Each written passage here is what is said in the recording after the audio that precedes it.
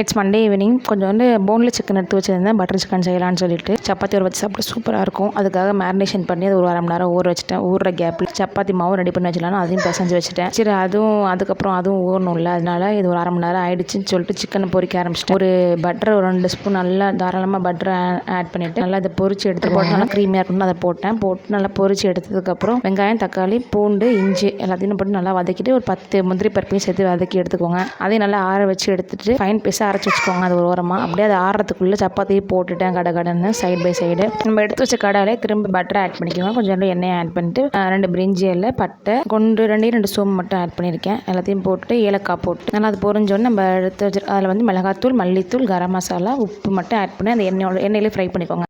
அரைச்சி வச்சிருக்க மசாலா பேஸ்ட்டையும் ஊற்றி அதையும் நல்லா ஒரு கொதி வரதுக்கப்புறம் நம்ம எடுத்து வச்சிருக்க சிக்கனையும் ஆட் பண்ணி நல்லா மேலே இன்னும் 2 ஸ்பூன் பட்டர் ஆட் பண்ணி நல்லா சுண்ட ஒட்டி இறக்கணும். சூப்பரான பட்டர் சிக்கன் ரெடி. சப்பாத்தியோட சாப்பிட செம்ம டேஸ்ட்டாக இருந்துச்சு.